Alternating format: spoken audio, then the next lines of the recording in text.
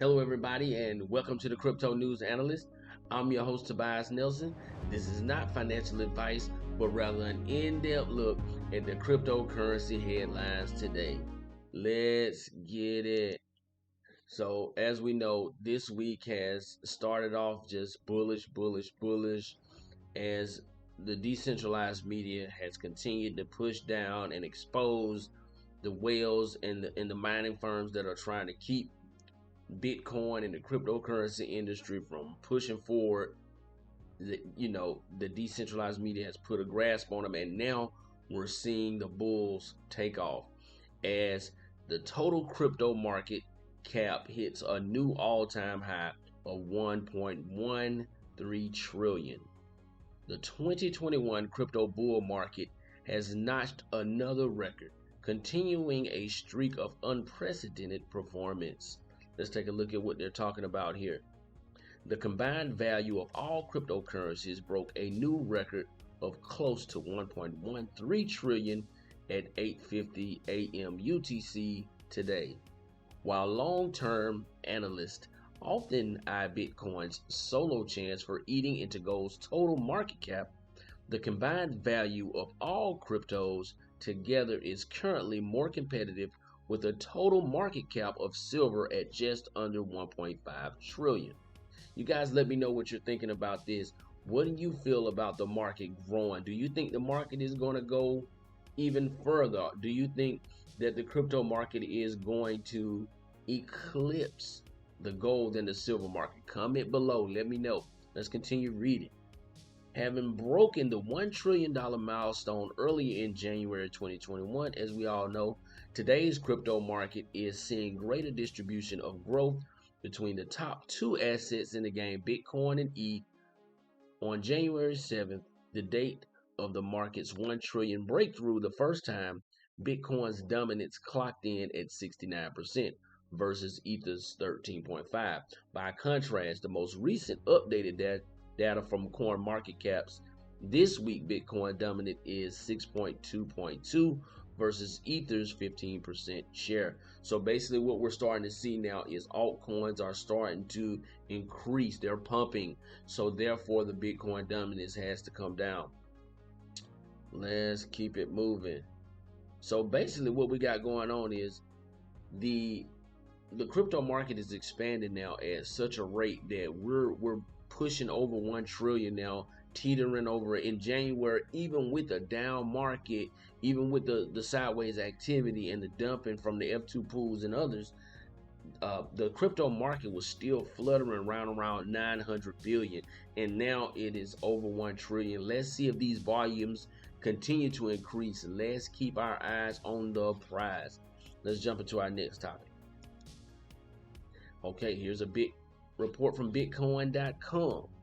Bitcoin overtakes gold in the US as the fourth most popular investment vehicle. Now, I tend to kind of think this is a little bit overhyped because I don't see that as far as popularity goes right now, because if that was the case, it would be a lot more people invested. We know how many active wallets are actually in the Bitcoin game, and it's not that many. So I don't believe this, but what I'm seeing now is I believe they're starting to try to push this narrative in order to open up the eyes of the people, because these institutional investors are wanting people to come in. People who are reading these pages and these articles are people who are looking to invest. So this stuff is now popping up in front of them. Let's take a look at the article though.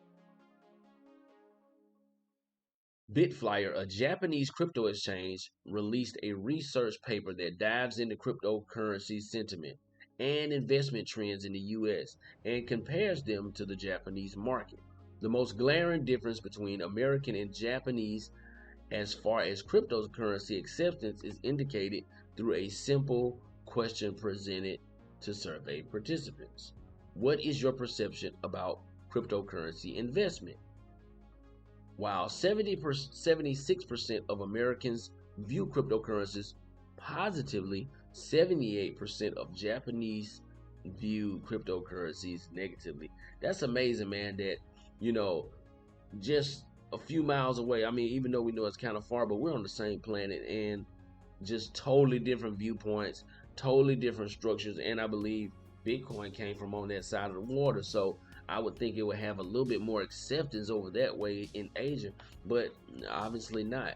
And Bitcoin has proven itself over time. So I don't know what they're thinking at this point. Let's take a look at this chart here, whereby we can see how people are feeling about which investment vehicles they want to use going into 2021. So we see stocks are at 54%.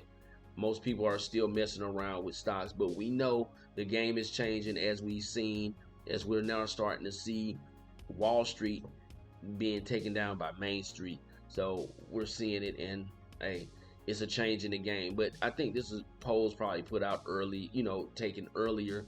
So these numbers maybe have some validity. 35% invested in 401k, certificate of deposit insurance. That makes sense. A lot of people who work every day, these are things they put in, just to make sure they have some stability when they get older. Real estate, which is the number one way guys really gain long-term wealth over, the stretch of their life, generational wealth. Now they're saying 30% of people have a more attractive feeling toward Bitcoin and cryptocurrencies, which I still I don't know if that's true or not. We'll see going forward though, and it could be though, because we're seeing the rapid growth of DeFi, and so I mean it could be mutual funds, ETFs, and index funds. 29% still holding close, same as kind of like stocks and bonds and 401ks. These all kind of fit under the same bracket, just different ways to do it. Bonds, that's a little bit more the baby boomer people who really were into that type of stuff. I've done a little bit of savings in bonds and stuff like that, but it's not really gonna get you that much. You might get up to 15% annual interest, but this game here we're playing, you might get that in an hour. Commodity investments, gold and silver, you see how small that is getting, because people are running away with it. People are now not feeling these metals and these things of that nature. People are moving away from those type of investments. Foreign exchange, wow. Foreign exchange, forex, which is a big thing, and I don't know why it's this low, because I feel like they're involved in stocks.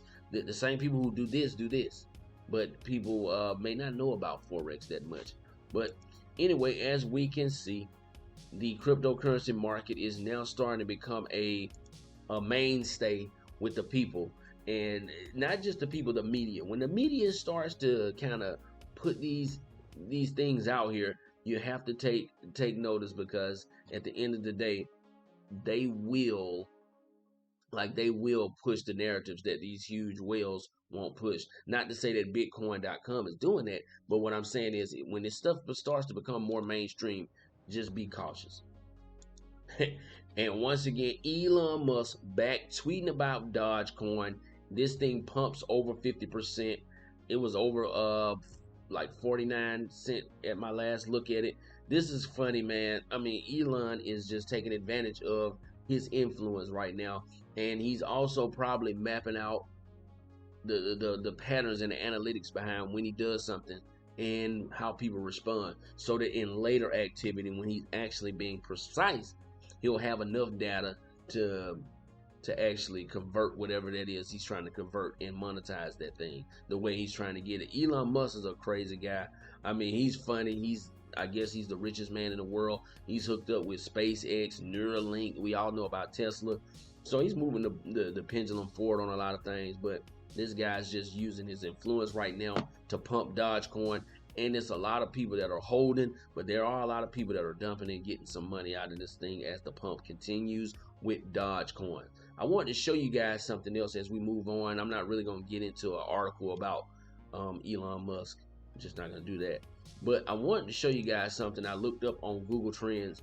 And I'm always watching Google Trends just to see what type of score they're giving the searches that are going through their search bar. So back in February last year, during the quarantine and everything, a year ago, the Bitcoin, just those two words, buy Bitcoin or buy crypto, was at 15 for a score, which is very low.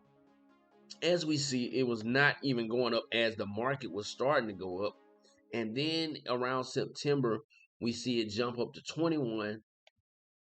November, Thanksgiving time, it's at 30. But then we see this huge jump between January 3rd and January 9th to a 100 score. Google does not give out a 100 score. And in case you don't know what it means, interest over time, let's see what it says.